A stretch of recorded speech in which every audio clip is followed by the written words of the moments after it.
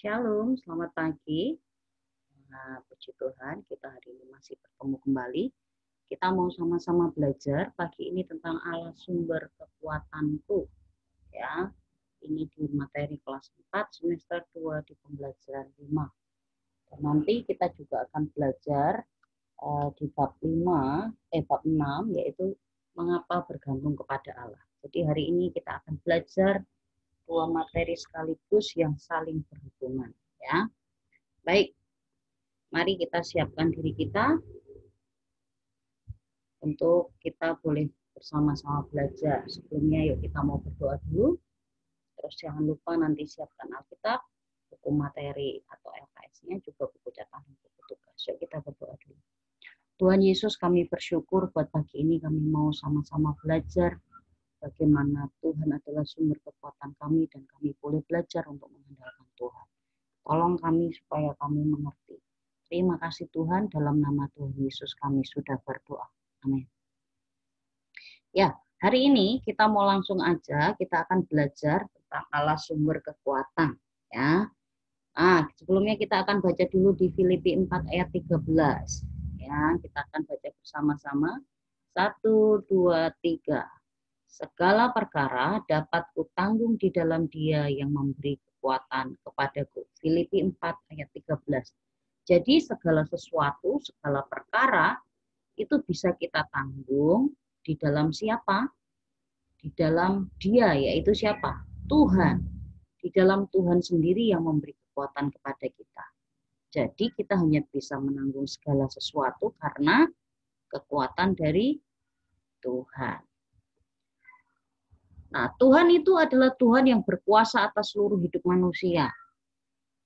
Ya, kekuasaan yang dimiliki manusia itu tidak dapat dibandingkan dengan kekuasaan Tuhan.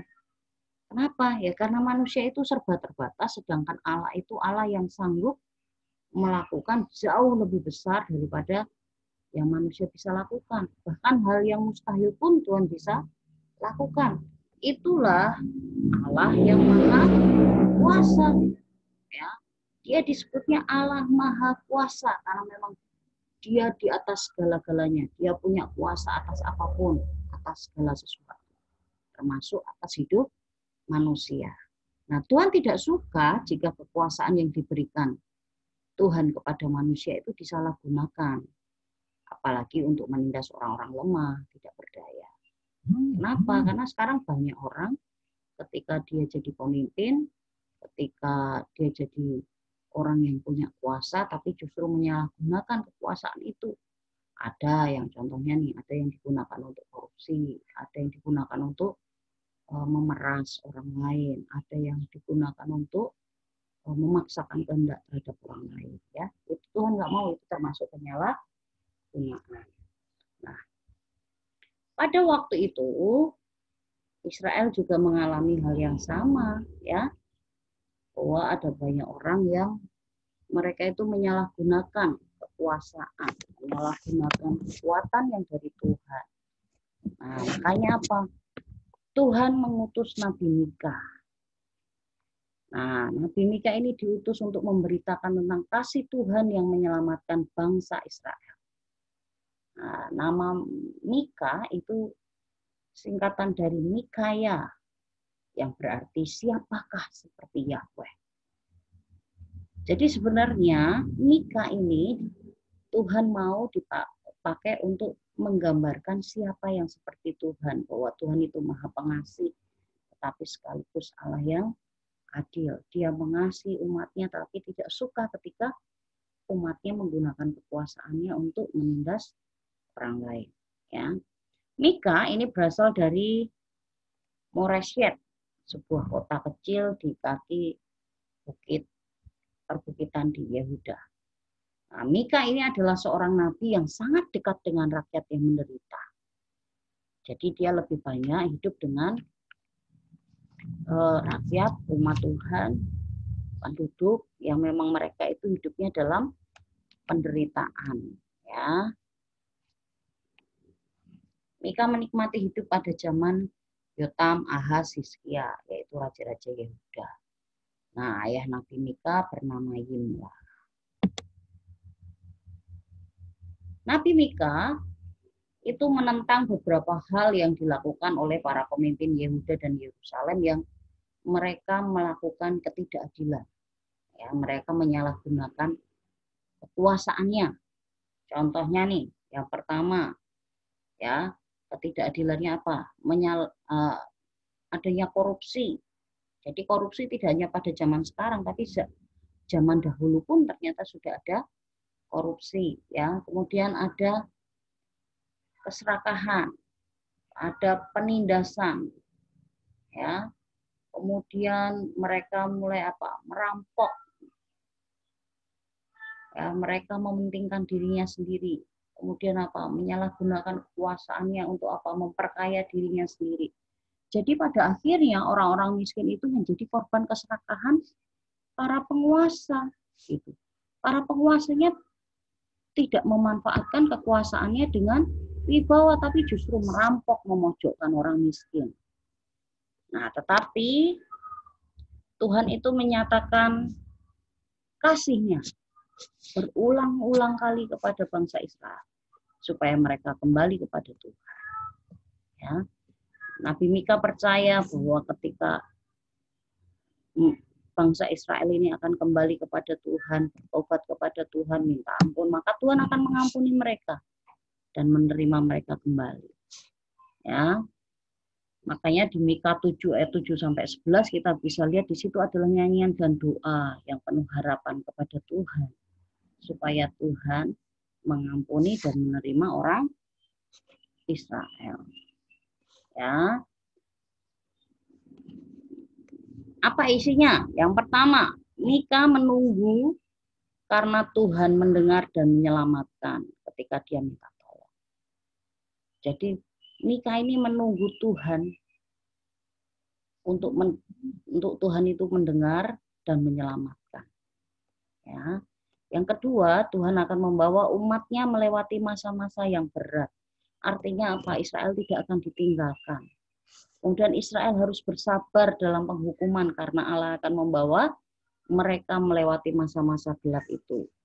Israel sendiri harus belajar sabar untuk menjalani prosesnya. Dan yang keempat, musuh-musuh mereka akan dihukum. Ini adalah berita yang pasti. Jadi yang pertama adalah Tuhan itu mendengar dan menyelamatkan ketika Israel minta tolong. Yang kedua adalah Tuhan pasti membawa umatnya keluar dari masa sulit. Yang ketiga, Israel bisa bersabar ketika apa? Menjalani proses hukuman dari Tuhan. Dan yang keempat apa? Nah, musuh-musuh mereka pasti dihukum. Ya. Jadi pada waktu itu tugas Mika ini bukan tugas yang biasa, tetapi tugas Mika ini sangat berat karena dia harus menentang para penguasa, para pemimpin yang tidak adil. Sama seperti sekarang ketika kita mau menentang pemimpin-pemimpin yang tidak adil juga tidak mudah, ya. Mau menentang korupsi tidak mudah. Mau menentang tentang KKN juga tidak mudah. Orang-orang yang menyalahgunakan kekuasaan juga tidak mudah untuk mengubahkan mereka. Makanya Nabi Mika ini percaya bahwa ketika dia meminta pertolongan kepada Tuhan, minta kekuatan dari Tuhan, maka Tuhan akan menolong. Jadi kalaupun Nabi Mika bisa melaksanakan tugasnya itu hanya karena Tuhan, bukan karena dia.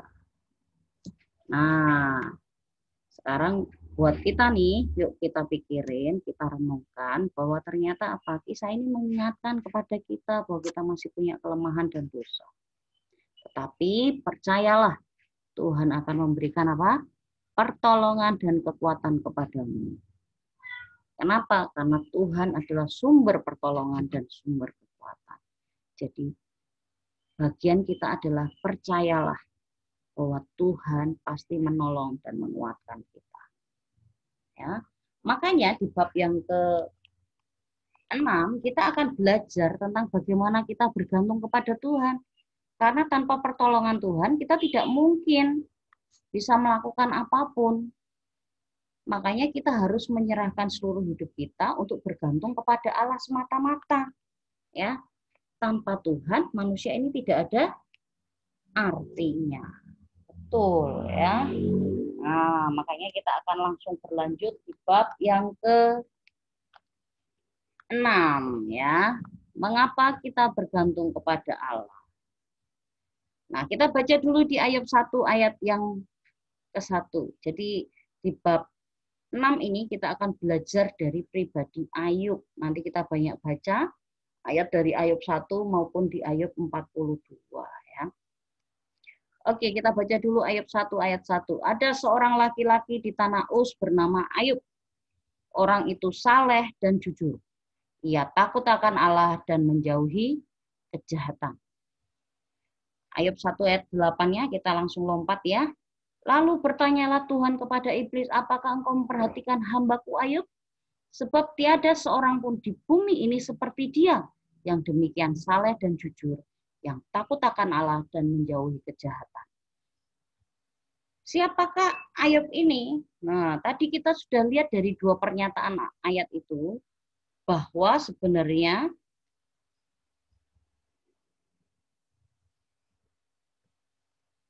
setiap orang itu memiliki keterbatasan, tapi Ayub ini berbeda dengan yang lain, ya.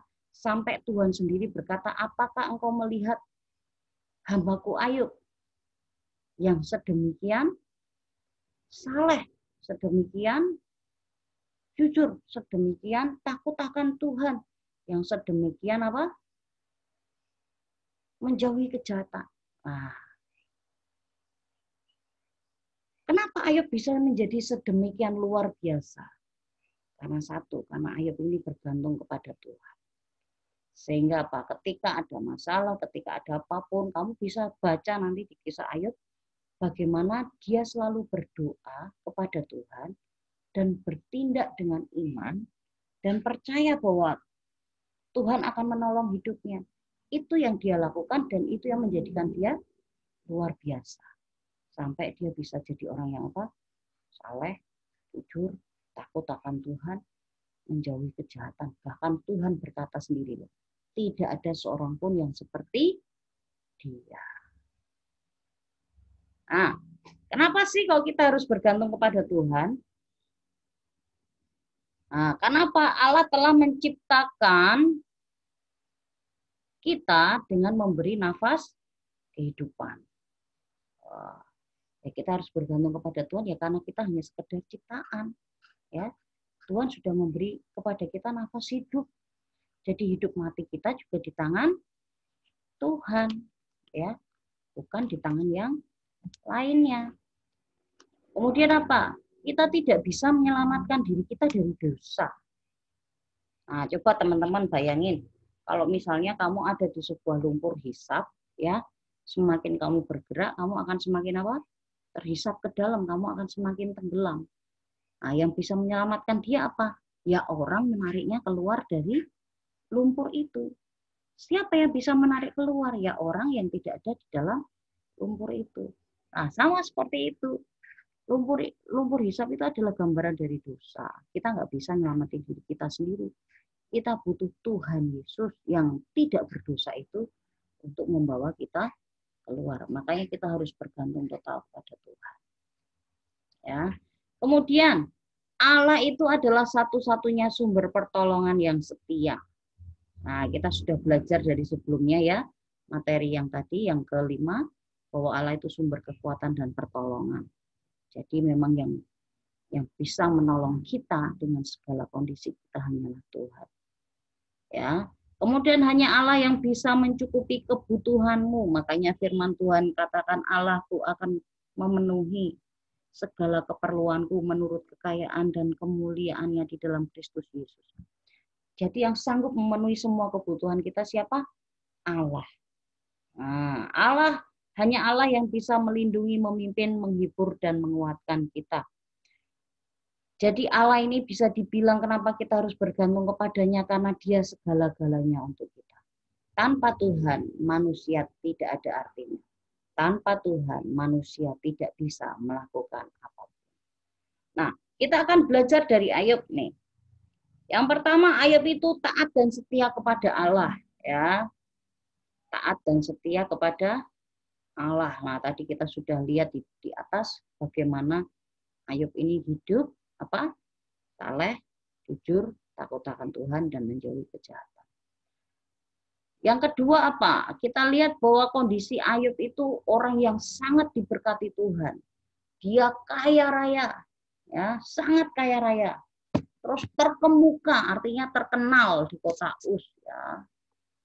Sudah kaya, terkenal, baik hati, hidup benar. Wah, ini sudah tidak ada tandingannya, ya. Nah, dikatakan dia punya domba 7.000 ekor, untanya 3.000 ekor, lembunya 1.000 ekor, keledai betina 500 ekor, pembantu laki dan perempuannya beratus-ratus. Nah, mungkin kalau pada zaman itu ini konglomerat sejati, ya, konglomerat sejati, luar biasa kekayaan Ayub, ya. Kemudian Ayub ini memiliki 7 anak laki-laki dan 3 perempuan. Jadi beranak banyak tidak apa-apa, ya. Ini anaknya 10 Ayub nih.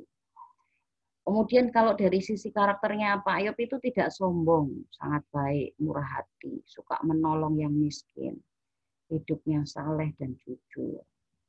Ayub juga menjauhi kejahatan, rajin berdoa, memohon ampun untuk keluarganya. Bahkan ketika anak-anaknya belum berbuat dosa aja, dia tetap mempersembahkan korban minta ampun kepada Tuhan. Jangan-jangan anaknya berdosa tanpa disengaja.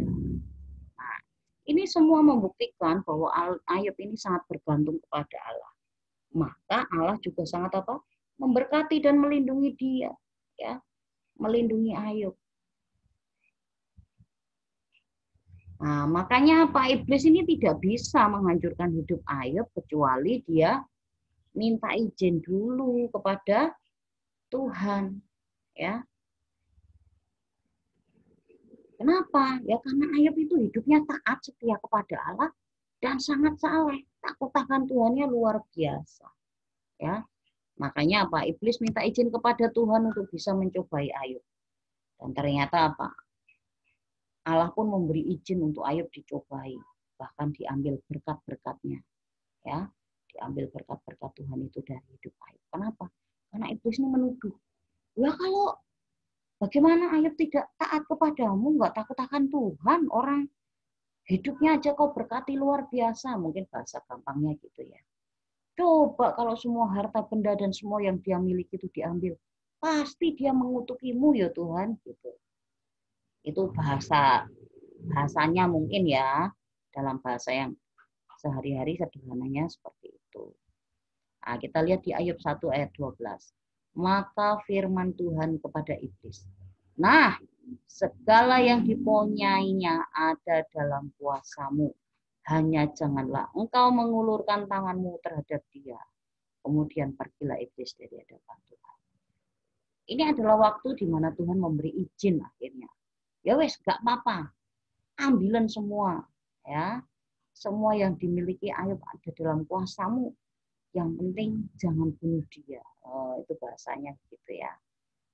Akhirnya benar, kesetiaan Ayub pun diuji. Yang pertama diambil adalah anak-anaknya Ayub.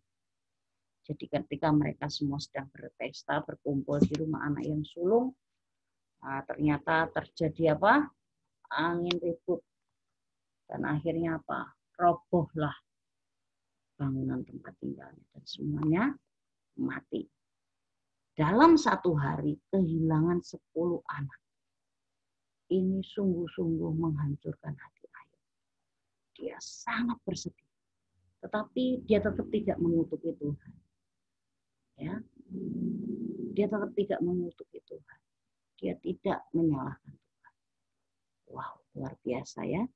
Yang kedua, akhirnya harta bendanya itu ternyata habis, ya. Lembu, sapi, keledai betina dirampas oleh orang-orang Sheba. Penjaga-penjaganya dibunuh. Kambing domba dan penjaga-penjaganya itu kesamber api dari langit, kan sambar halilintar mungkin, ya. Nah, kemudian orang-orang Kasdim merampas untanya. Wah, semuanya benar-benar dihabiskan hartanya. Nah, pada waktu itu ternak itu termasuk harta kekayaan yang luar biasa, ya. Nah, dan itu semua dihabiskan. Habis, benar-benar habis.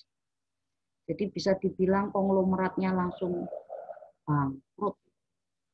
Ini pun sangat menghancurkan hati Ayub, membuat dia sangat sedih. Tapi dia tetap tidak menutupi Tuhan.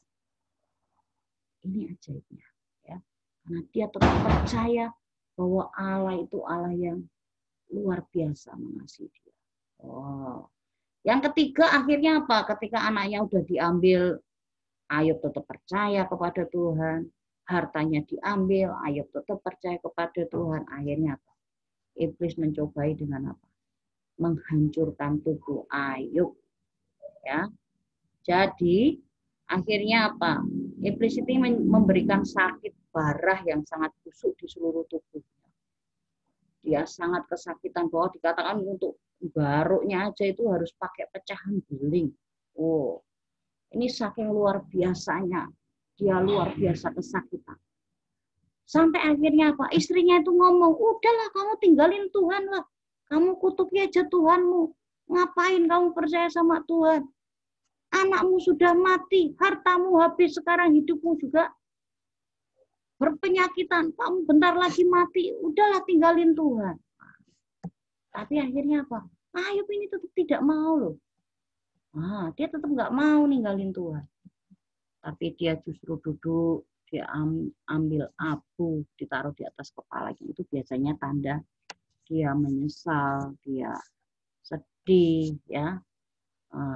Ketika sudah seperti itu nih, udah posisi down gitu, istrinya tadi tinggalin dia. Sekarang sahabat-sahabatnya juga sama. Semua sahabat-sahabat Ayub itu ninggalin Ayub. Ya, ada Elifas, ada Bildad, ada Zofar. Mereka ini berpikir, wah Ayub kamu tuh udah bikin dosa luar biasa. Makanya Tuhan kok mengutuk hidupmu sampai sedemikian. Mereka nggak tahu sebenarnya Ayub dicobai justru karena apa? Kesalehan dan karena dia sangat takut akan Tuhan. Mereka ini nuduh Ayub, kamu pasti berdosa, ayo bertobat gitu ya. Hanya satu sahabat yang tetap setia menemani Ayub, yaitu namanya apa? Elihu. Elihu ini sahabat sejati ternyata ya. Dia temani Ayub, dia menghibur Ayub, menguatkan Ayub. Ya, sampai akhirnya Ayub tetap mengandalkan Tuhan dan percaya kepada Tuhan. Kita lihat di Ayub 1 ayat 22. Nih, kebenarannya apakah benar Ayub dikutuk? Ternyata apa? Dalam kesemuanya itu Ayub tidak berbuat dosa dan tidak menuduh Allah berbuat yang kurang patut. Jadi walaupun dalam kondisi yang seperti itu, respon Ayub ini luar biasa hebat. Ya, Ayub tetap percaya kepada Allah dan percaya kepada kesetiaan Tuhan. Ayub memilih berserah dan bergantung sepenuhnya kepada Tuhan. Dia menundukkan kepalanya kepada Tuhan. Jadi dia berdoa. Yang dia lakukan dia hanya berdoa, dan berdoa. Sampai akhirnya, maka Tuhan memulihkan keadaannya. Yuk kita lihat. Ayub 42 ayat yang kedua. Aku tahu bahwa engkau sanggup melakukan segala sesuatu. Dan tidak ada rencanamu yang gagal. Lompat di ayat yang ke-10. Lalu Tuhan memulihkan keadaan Ayub setelah ia meminta doa untuk sahabat-sahabatnya. Dan Tuhan memberikan kepada Ayub berapa? 2 kali lipat. Iya betul, 2 kali lipat dari segala kepunyaannya dahulu. Jadi hartanya dikembalikan 2 kali lipat. Berarti sekarang nih kalau kita lihat kambingnya ada berapa? 14.000. Untanya ada 6.000, lembunya ada 2.000, keledainya ada 1.000. Wah, berarti pembantu laki dan perempuannya juga berlipat-lipat ya. Hartanya dibuat menjadi 2 kali lipat. Nah, kita baca lagi di ayat yang ke-22. Udah tadi ya. Nah, sekarang sahabat-sahabatnya dan saudara-saudaranya Ayub nih, akhirnya apa? Dikembalikan kepada Tuhan. Jadi orang-orang yang tadinya ninggalin, sekarang justru apa? Balik lagi, berteman lagi dengan Ayub. Saudara-saudaranya juga balik lagi. mereka memberi uang kepada Ayub, kasih cincin emas dan sebagainya. Ya, hartanya 2 kali lipat dipulihkan. Kemudian apa? Ayub ini punya anak lagi, 7 laki-laki dan 3 perempuan. Dan luar biasanya, 3 perempuan ini anaknya Ayub itu dikatakan oleh Alkitab tidak ada yang secantik anaknya Ayub. Namanya siapa? Yemima, Kesya, dan Keren Hapuk. Makanya Bu Pandan juga ikut-ikutan sama Ayub. Anaknya Bu Pandan yang kedua pun tak kasih nama apa? Yemima, Kesya, Keren Hapuk. Kalau anak Ayub itu 3, kalau itu jadi anakku 1 ya. Nah, sampai akhirnya apa? Enggak cuman itu. Ayub juga dipulihkan tubuhnya. Dia jadi apa? Panjang umur. Jadi setelah dipulihkan itu dia masih hidup 140 tahun dan bisa melihat generasi anak cucunya sampai generasi keempat. Wow, luar biasa. Ketika Tuhan memulihkan keadaan kita, itu sampai akhirnya mungkin kita lupa kalau kita pernah menderita ya. Makanya andalkan Tuhan dan bergantung kepada Tuhan ya. Yuk kita mau berdoa, kita mau akhiri pembelajaran kita hari ini. Terima kasih Tuhan, kami bersyukur untuk hari ini. Kami boleh belajar bahwa Engkau adalah Allah yang mengasihi kami. Engkau Allah sumber kekuatan dan sumber pertolongan kami. Engkau adalah Allah yang sanggup memulihkan keadaan kami. Ampuni Tuhan kalau kami masih memiliki dosa dan kelemahan. Pulihkan keadaan kami. Terima kasih Tuhan, kami bersyukur dan berdoa. Kiranya anugerah Tuhan terus melimpah atas kami. Demi nama Yesus kami berdoa. Amin. Oke, friends, itu dulu untuk hari ini. Kita akan bertemu di materi yang berikutnya. Bye-bye.